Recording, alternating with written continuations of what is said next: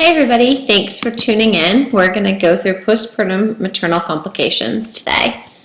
Our outline is postpartum hemorrhage, which we've largely already discussed, and I'm just going to tack on the discussion of hemorrhaging leading to shock. And then I'm going to talk about thromboembolic disorders such as a DVT or a pulmonary embolism. And then we're going to talk about the specific infections, puerperal infections that can happen in the postpartum period. And then the fifth thing, affective disorders, is postpartum depression and postpartum psychosis, which is just more information. I want to make sure you guys feel really comfortable with educating a patient about the risk factors, so that's why that's in here again. All right, so we're starting with postpartum hemorrhage. These first two things you should be able to fill in, but let's talk about it. So postpartum hemorrhage for a normal spontaneous vaginal delivery is blood loss greater than 500 mLs is correct if you said that. And for a C-section, it would be a loss of, that's right, 1,000 mLs. Two further definitions are that if the patient needs a blood transfusion or has lost more than 10% of their crit, they are also classified as having had a postpartum hemorrhage. All right, so postpartum hemorrhage can either be early or late. So let's talk about early, right? That means happening within the first 24 hours, usually immediately after delivery.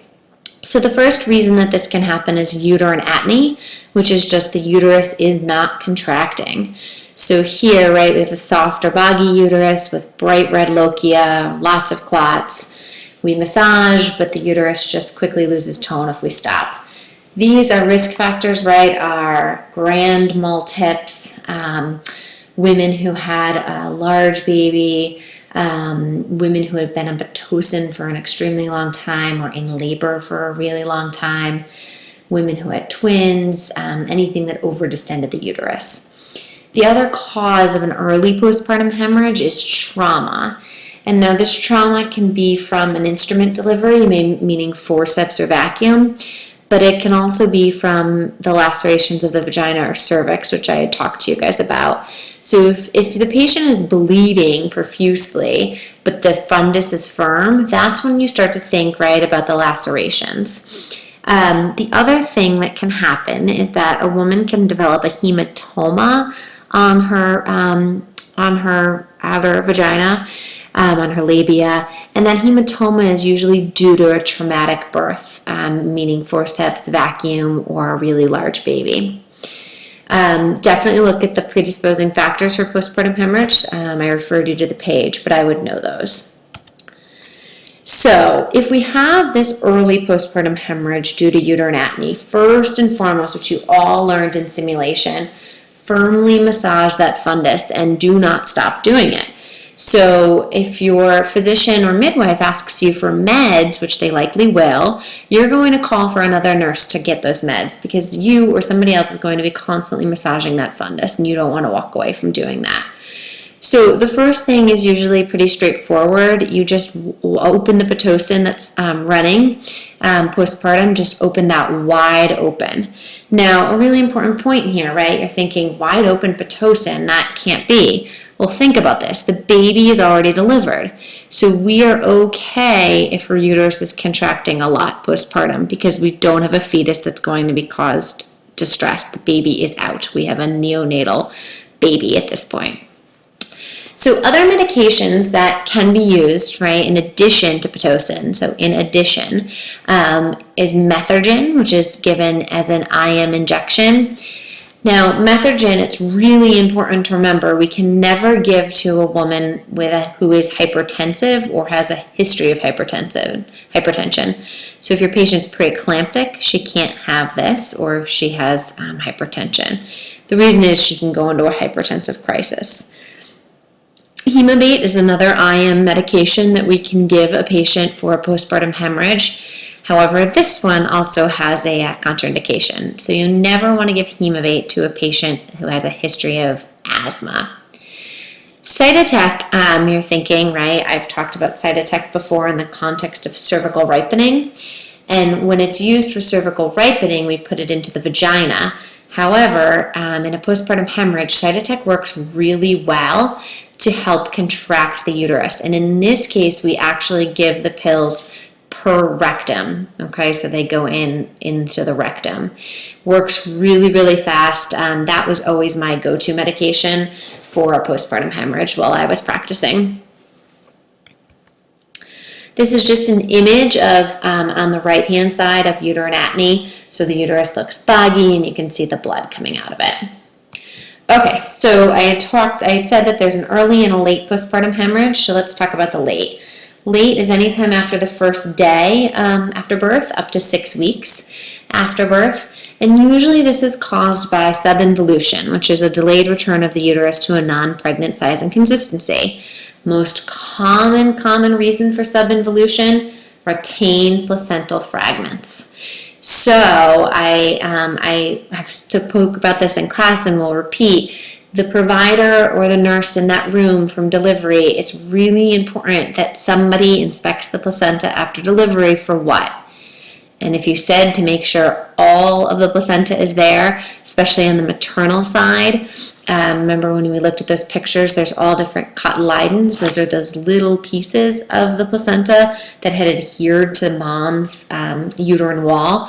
You want to make sure that that whole placenta is there. If it is not, and there's a little piece missing, it will cause her a late postpartum hemorrhage.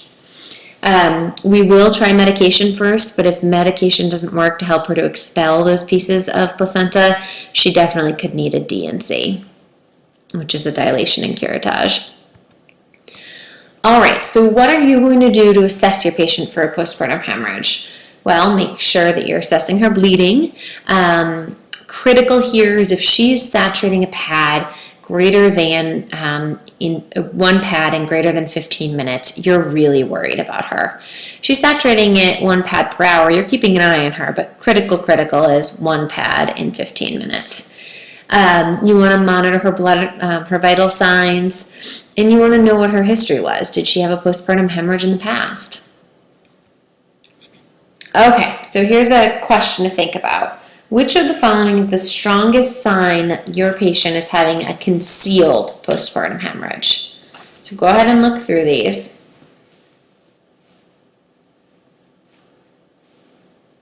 So the strongest sign of concealed hemorrhage, right? Concealed meaning not obvious, can't tell, is the first point, that the patient complains of rectal pressure and her heart rate is 96. Now let's explain why that is. I'm going to start by explaining what the other 3 are first, and then I'll come back to it. So the second point, the cramping and steady trickle of bright red blood, that's usually from like a cervical or a vaginal laceration. The third point, that the fundus is soft and her blood pressure is coming down, that's usually uterine atony. So again, uterine atony, it's obvious that she's hemorrhaging. And the final one, heavy lochia, shortness of breath, again, uterine atony, and really obvious that she is having a hemorrhage. So a concealed hemorrhage means that you're starting to see changes in her vitals, but you don't necessarily see blood coming out of her vagina. So what's causing this concealed hemorrhage? It is usually a vulvar hematoma, and I know that picture on the right is really graphic. Those who are in my clinical group, we had a patient with a vulvar hematoma on Wednesday of this week, and her vulva actually looked even more swollen. It was probably double the size of this image on the right. But the patient will complain of really bad pain and pressure on her bottom because blood is collecting in her soft tissue. These hematomas are largely caused by trauma from delivery.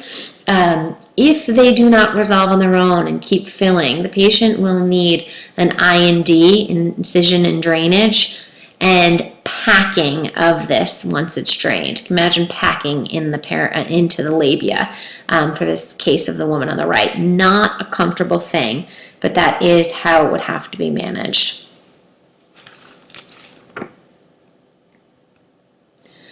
All right, so any of these patients that have a postpartum hemorrhage are at risk for hypovolemic shock. It makes sense, they are bleeding, right? So first sign of hypovolemic shock, it's no different than your med-surg cases. Patient's going to be tachycardic, then show some mild hypotension.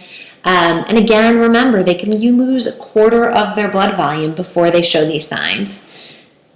All right, the rest of the signs, again, really clear cut from med-surg.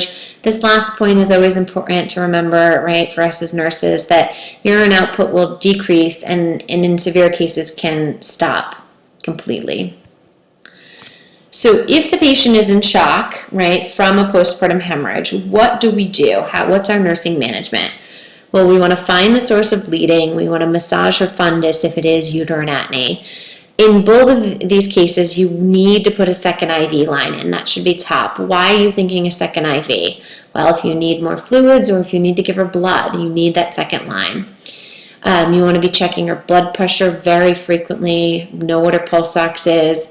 You'd want to get a Foley cath in there because if her urine output is less than 30 mLs per hour, you're concerned.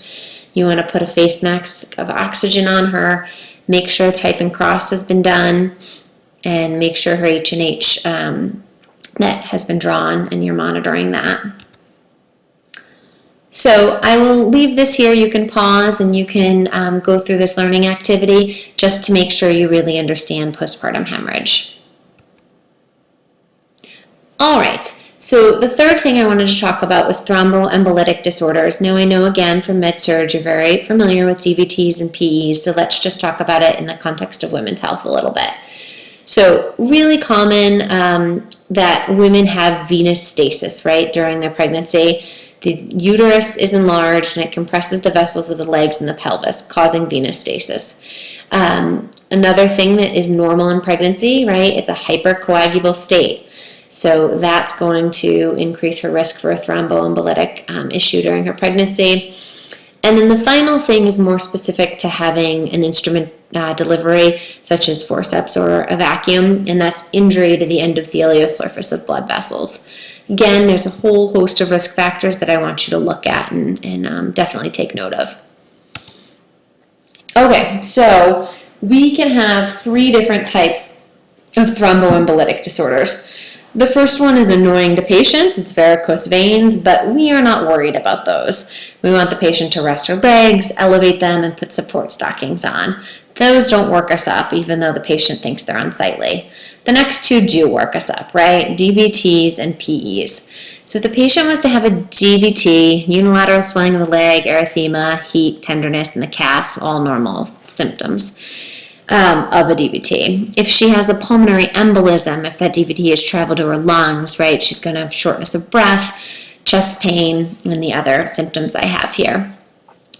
My last point, which I'm going to talk about in the next 2 slides, are that if a patient has had a DVT in the past, so outside of her pregnancy or during another pregnancy, she's going to be on anticoagulant therapy throughout her entire pregnancy because she is at a higher risk. So we use Lovenox or heparin, and I'll explain both of those. But I want you to make note, you never, ever, ever give Coumadin. It's category X. It's not safe in pregnancy.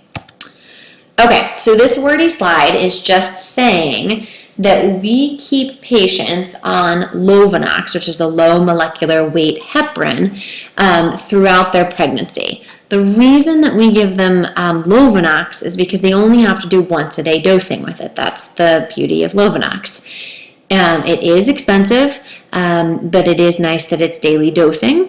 Whereas heparin, when a patient's on it, they're taking BID dosing. We switch the patient to heparin when they hit 36 weeks of pregnancy. Now, the reason for that is that heparin is, because it's BID dosing, if she goes into labor, that dose of heparin is out of her system much sooner than the Lovenox, which lasts for 24 hours. Why is this important? Well, we don't really want her blood super thin, right, as she delivers because she's going to be bleeding anyway postpartum, and we don't want to create even more bleeding. Another issue is that we switch to heparin so that she's able to get an epidural.